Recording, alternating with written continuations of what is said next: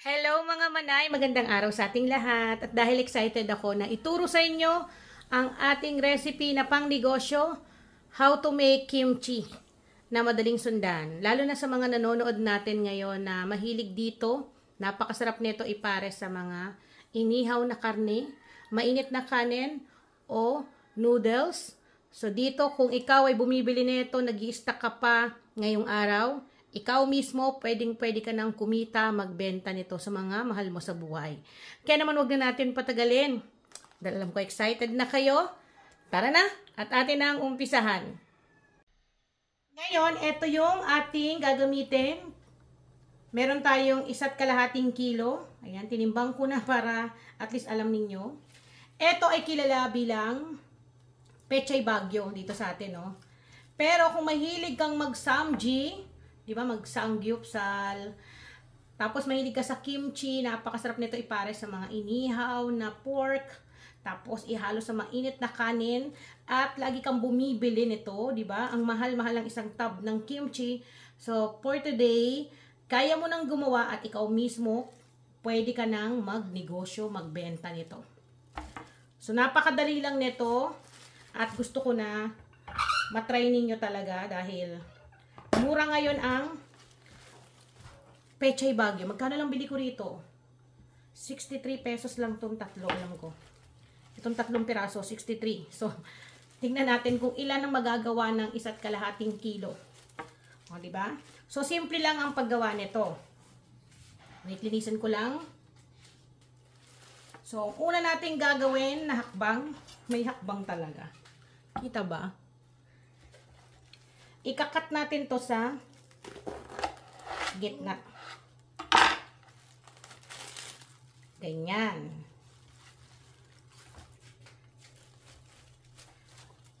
Tapos huhugasan natin to 2 hanggang 3 beses para malinis na malinis.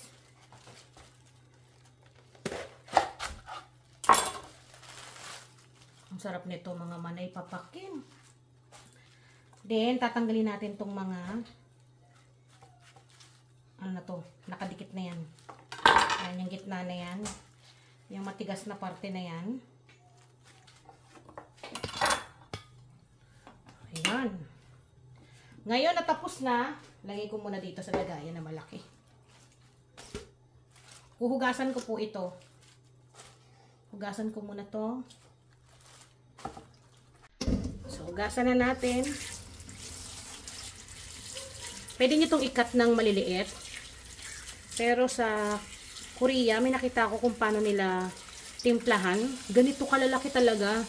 Tapos, nilalagyan nila timpla, layer by layer ng dahon. Ayan lang, oh. Kailangan malinis ng maigi yung mga dahon nito para mamaya merong mga nakadikit na kung ano-ano dyan. Ayan lang paglilinis. Tataktak natin.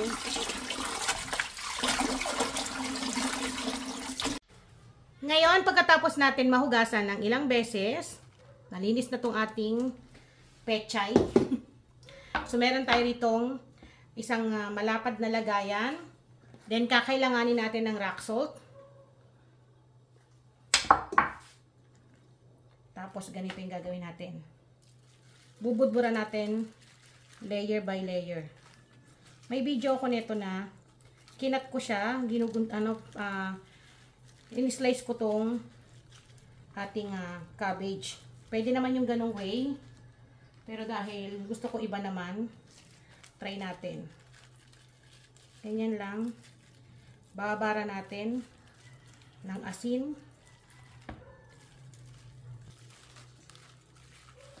Kaya kailangan pati mga singit-singit, huwag yung kalimutan, lalagyan niyo yan. Ganyan po. Malamang nito mamaya ikakat ko rin to. I-slice ko tong ating cabbage.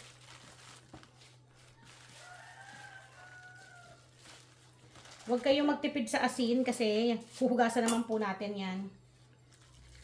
Kailangan kasi mababad natin to sa asin. So, yun din kasi ang magbibigay ng lasa at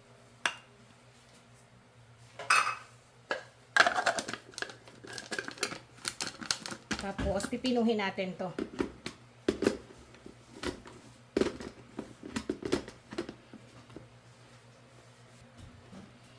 So, lapit ko. Then, chop natin.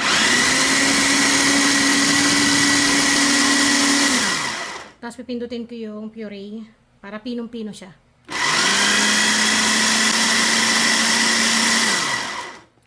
Then, a few minutes. Ganun lang kadali. Then, a few minutes. Ayan, kita nyo. Pinong-pino na. Meron na tayong panghalo sa ating sauce na gagawin. So, ready na ba ang lahat?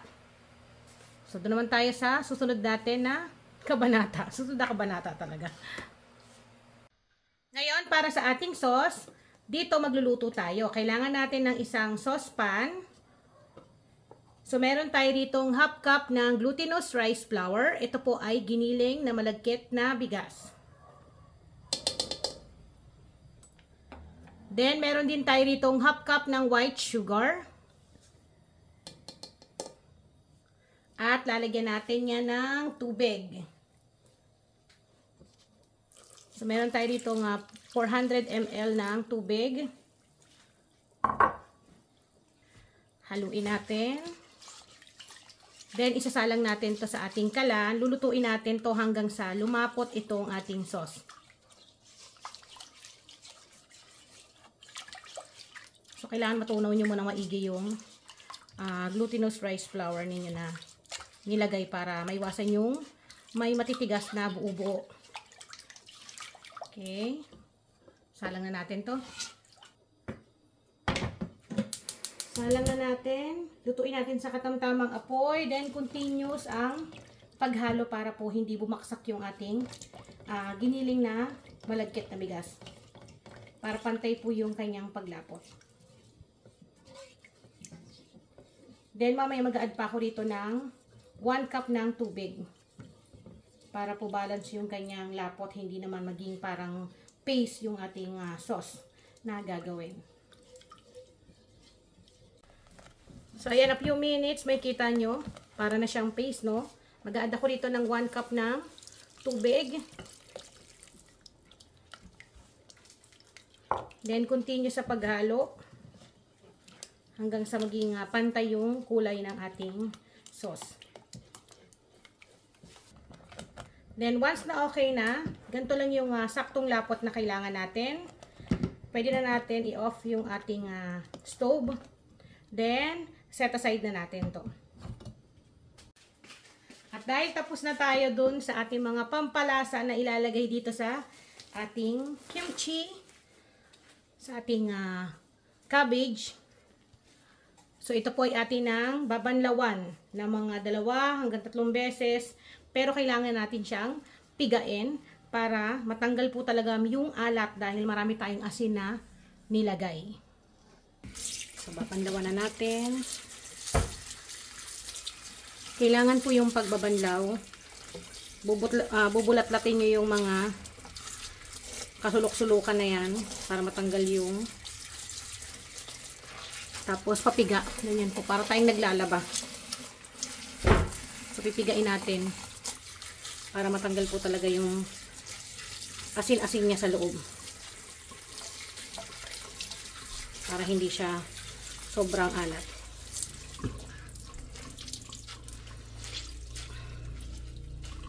Ganyan. Kahit mga 2 beses pwede na to. Basta sure nyo lang na nabanlawan ng maigi. Lalo kung running water naman, mabilis lang tong hugasan. Hindi naman kailangan itodong pagkahugas-hugas. Ganyan.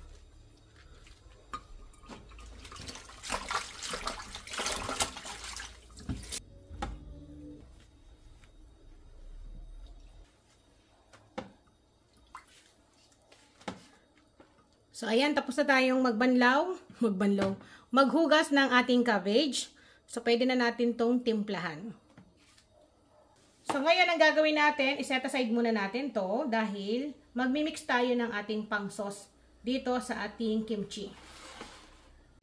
Bale, ito na yung ating sauce na niluto kanina.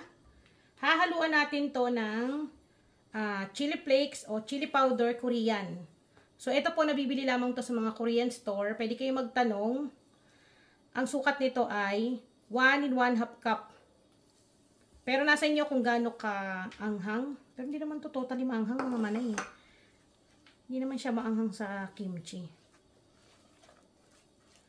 Then, mix lang natin ng ganyan para ma-absorb ng ating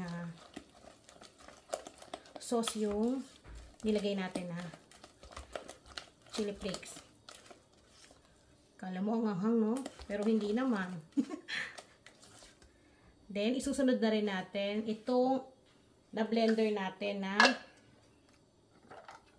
mga pampalasa. Yung ating bawang, sibuyas, at luya. So, lagay na natin yan dyan. Sama-sama na sila.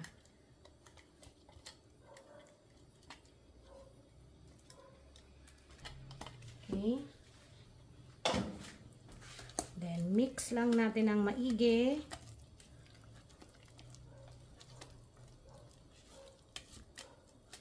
Para pantay po yung lasa. Pwede nyo tong tikman, ha? Kasi ako, minsan, dinudot-dot ko talaga, tinitikman ko kung tama na ba yung alat. Pwede kayong mag-add pa ng patis. At kung gusto niyo may konting kulang pa sa tamis, pwede kayo mag-add ng sugar. So, eto yung timpla nito. Saktong-sakto lang to mga manay. Pero again, hindi tayo pare-paras ng timpla. Sa amin, sakto lang. Kaya, pwede nga kayong mag-adjust. Pwede rin kayong magbawas. Magdagdag, bawas. Nasa inyo yan. Then, eto na yung ating cabbage, no? So, dito naman, tabi ko lang yung mga kalat ko. So, eto, pwede natin tong ikat. Pwede rin naman na ganito na. Kasi di ba nakikita natin sa mga Korean, ganito na siya kahaba. Di ba? Pwede rin ikat yan. So, nasa inyo kung anong gusto nyong pagka-design or style ng kimchi na gagawin ninyo. Then, bago ko makalimutan, ilalagay na rin natin dito yung mga tinabi natin na chop natin na radish, carrots. Lalagay natin yan dyan lahat. At itong ating onion leeks. Then halo.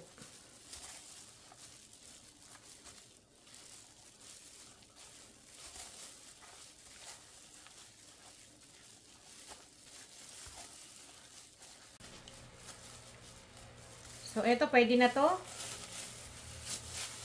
Pwede na tayong maglagay sa ating cabbage. Pasok lang natin. Then, kailangan natin ng isang lagayan kung saan natin siya ibababad o imamarinate. So, dito ko napili kasi eto, meron tong takip. Wait, magpa-plastic gloves pa ako. Isa pa. Sensya na kayo kung medyo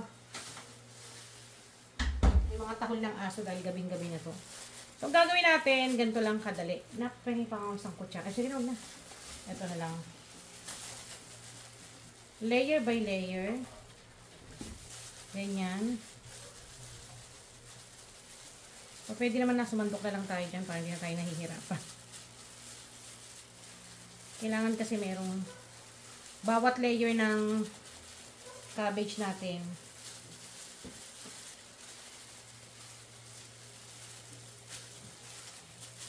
Lalagyan din natin yung likod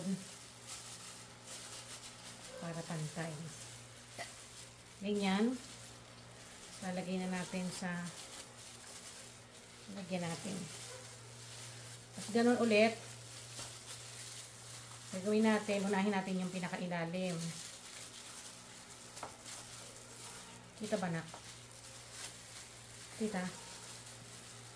Yung camera. Pahiran lang natin. Uminom ka kaya ng maraming tubig. Uminom ka ng maraming tubig mo na. Sige na.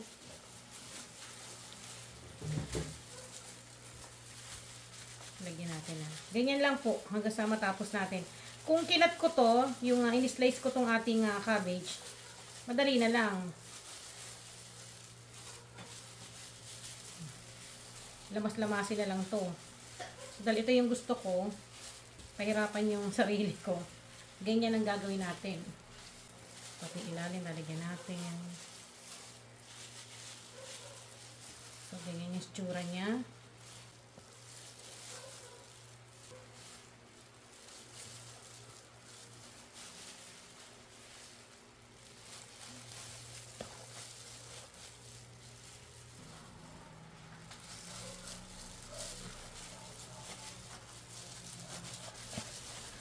So, ganyan lang yung pinakatira natin. Ilalagay natin dyan lahat para walang sayang.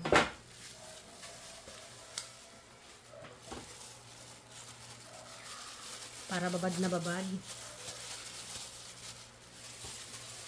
Mas mainam po, bago natin to kainin, mga 3 araw natin yan na ibabad para po talagang masarap yung timpla. So, bali ito, babalutan ko to ng cling wrap, then ilalagay ko muna sa fridge. Tapos saka ko na lang yan ililipat sa mga tub pag kalipas ng 1 araw. So, mga 1 araw ko muna siya bago ko siya ilalagay sa mga tub natin na pwedeng paglagyan. Or kung pang sarili nyo nga lang, pwedeng ganito na lang, tapos takpan nyo lang, may takip pala to. Tatakpan lang natin yan. Then, kuha na lang kayo kapag kakain kayo. So, ganun lang. Ngayon, ito makalipas yung 1 araw natin na pagbabad sa ating kimchi. Wow, ang bango. Ayan o. So, nagtubig na siya. But yan po ay normal. So, ang gagawin natin, may mga nakaredy na ako ritong lagayan. Mga tub. 500 ml tub. Or pwede kayong gumamit kahit mga 750, 1 liter na sa inyo. Kung gaano kasi karami yung ilalagay ninyo na kimchi. So, eto na siya. Ayan. So, pwede ko tong ikat kung tingin ko hindi magkakasya dito. Dahil 500 ml tub lang yung available ko dito na lagayan. Ganyan. Siyempre, pag naglagay tayo, kailangan ano natin? I-check natin na pantay-pantay yung laman para kung may sauce, lagyan natin. Siyempre, kung ako ng gunting, ikakat ko siya para hindi naman sobrang dami yung may lalagay ko. So, balang ginawa ko ay kinat ko siya kasi malalaki tong ating kimchi na ginawa para magkasya. Ganyan yung gagawin ko. Ang sarap nito lalo na kapag matagal siyang nakababad. O, diba? Ang ganda. So, gagandahan nyo lang yung paglalagay sa ano nyo sa tub para magandang tignan, nakakaakit sa mga customer ninyo. Then, sa mga magtatanong, pag nagtutubig, normal po yun kasi fresh yung ating mga gulay. So, normal na naglalabas sila ng liquid.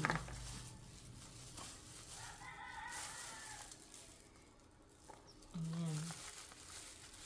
Gusto ng tikman ng anak ko. So, pag tingin nyo, hindi masyadong kasya, babalik na rin nyo. Yan. Ganyan yung gawin ninyo.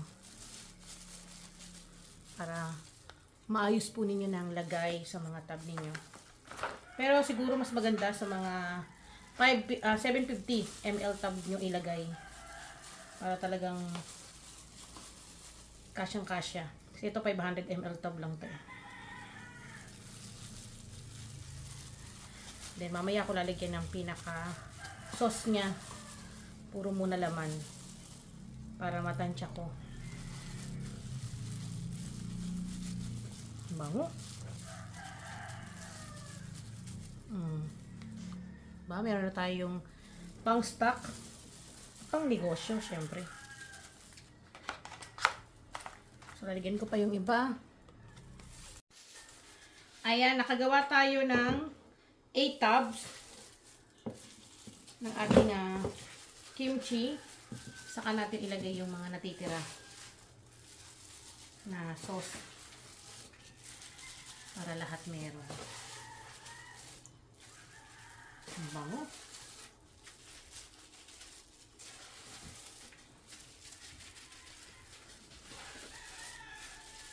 Ayan.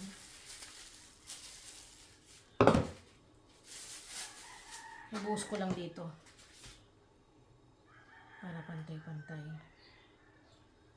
Kasi yung iba meron na. Para habang tumatagal, habang nabababad to, mas lalong sumasarap.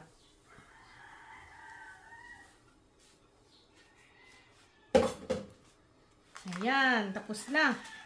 So, nakagawa tayo ng 8 pieces na kimchi. Homemade kimchi, mga manay. So, dahil ito ay bagong gawa pa lang, mas mainam. Pwede naman itong kainin, pero para sa akin, the best na kainin siya talaga 3 days na nakababad. As in, dun mo ma-appreciate yung sarap ng timpla natin. But again, ito ay Filipino style na timpla. So, kayo pa rin yung masusunod. Like ko naman sinasabi. Pwede kayo mag-add dyan ng mga pampalasa na gusto nyo. Pero, sa mga nakatikim naman ng kimchi, wala naman masyadong kung anong mga timpla eh. Simpleng-simple lang. Napakasarap kainin kasi nga, lalo na kapag kinakain yung kimchi, di ba? Malutong yung gulay. Ang sarap i-enjoy kasama ang mga inihaw na karne, pritong karne, or kahit wala na nga, eto lang. Tapos mainit na kanin, or pwede rin sa noodles. So, ayun. Linisin ko muna bago natin tatakpan. So, habang nagtatakip ako nitong ating kimchi, magko-costing na tayo. So, dito sa ating recipe, dahil mura yung Pechay Baguio ngayon, mura lahat ng mga gulay sa nabilhan ko. Pero again, hindi pare-pares yung presyo ng nabibili natin sa palengke. So, dito sa pinagbilhan ko, mura kaya mas maliit yung costing ng ating recipe. So, dito gumastos lamang ako, nilista ko Gumastos ako rito para sa lahat-lahat ng 296 pesos. So, lahat na yon, packaging, lahat ng mga ginamit ko na nakikita nyo rito, ayun yung total. So, 296 pesos. Nakagawa tayo ng 8 kimchi. Kita nyo ang ganda. So, i-divide natin sa 8 yung 296. So, pumapatak na 37 pesos yung isang ganito. Hindi na masama, di ba? So, magkano yung bentahan nito? So, ito pwede nyo ibenta ng 90 pesos, 100 pesos. Lalo na kung mura nyo nabili yung gulay. So, ayan mga manay, dagdag idea. Para sa mga viewers natin na mahilig sa kimchi, pwede mo na tong pang stock. Kasi mas makakatipid ka kapag ikaw mismo yung gagawa. Or pwede mo tong pagkakitaan, lalo na kung meron kang restaurant ng samji para makatipid, hindi ka na bumili. Pwedeng ikaw na yung magtimpla ng kimchi mo. So, muli ako po ang inyong madiscarding nanay. So, ito na. Pwede na tong ilagay sa ating chiller. Tumatagal to ng 1 buwan mahigit. O depende. Kasi ito matagal talaga Matagal to masira. Kaya pwede nyo talagang pang negosyo. So, sa mga magre-request dyan ng recipe video, comment down below kung anong gusto nyong matutunan, na gusto nyong ibahagi ko. At malay nyo, kayo na yung susunod na i-shoutout natin. So muli, ako ang inyong madiscarding nanay. Magkita-kita po ulit tayo sa susunod. Paalam!